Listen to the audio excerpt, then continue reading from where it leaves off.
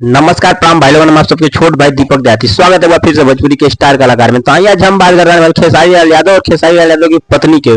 तो खेसारी लाल यादव की पत्नी के बताओ तो भाई लोग, खेसारी लाल यादव की पत्नी चंदा देवी के पता चलल कि भाई लोगों अब छपरा के लोगन की इतना गरियावत बढ़ी कि छपरा के लोग उनका के हरा दिलस। तब कहनी कि छपरा जिंदगी में लौट के ना, जब छपरा के लोग हमन के भगा दिलस तो इतना बुरी तरह से खदेड़ दिलस कि छपरा के लोग उनका पहचानबे ना करता। और पहले लोग कलश किए सब आयल बाड़े से बम्बई में रही बिंदास। बताओ नहीं मालूम कि छपरा में चंदा देवी के बिल्कुल ही बहुत बुरी तरह से हार मिलल।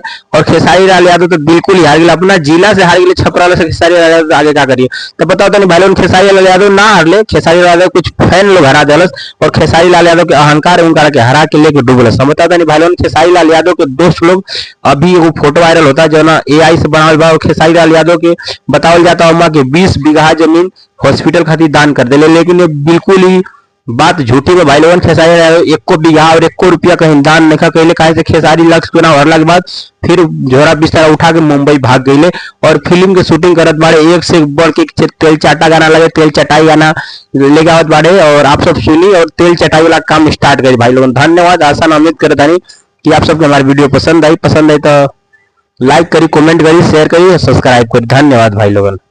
तो खेसारी लाल यादव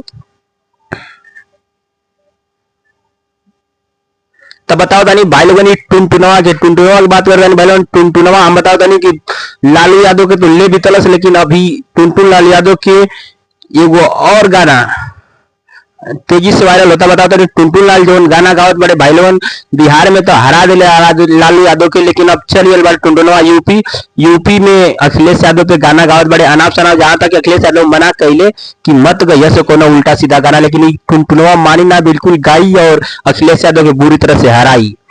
हम बताते नहीं भाई लोगन। और ही बात उठ के होता है चुनाव से पहले जब हारले तेजस्वी यादव तब याद आई कि टुनटुनवा के गाना ना गाई चाहिए और खेसारी लाल यादव गाना ना गाई चाहिए, राजनीति वाला और जातिवाद वाला।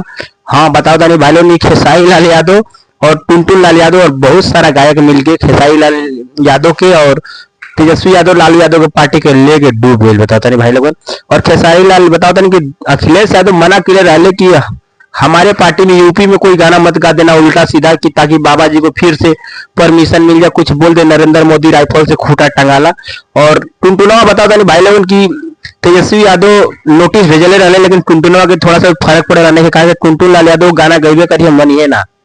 टुनटुन लाल जवन गाना गाओ तड़े भाई लोगन की कहले कि हमारे पास कोनो नोटिस नहीं खेल, बिंदास रह जा, फिर से जातिवाद इतना गायब कि 2027 में बिल्कुल अखिलेश यादव के भी लेके डुबाई। बात सही है भाई लोगन। आप सबके क्या लगा बाकी अखिलेश यादव के साथ साथ तेजस्वी यादव के साथ साथ टुनटुन यादव जरूर डुबा देगा चुनाव में अखिलेश यादव को भी।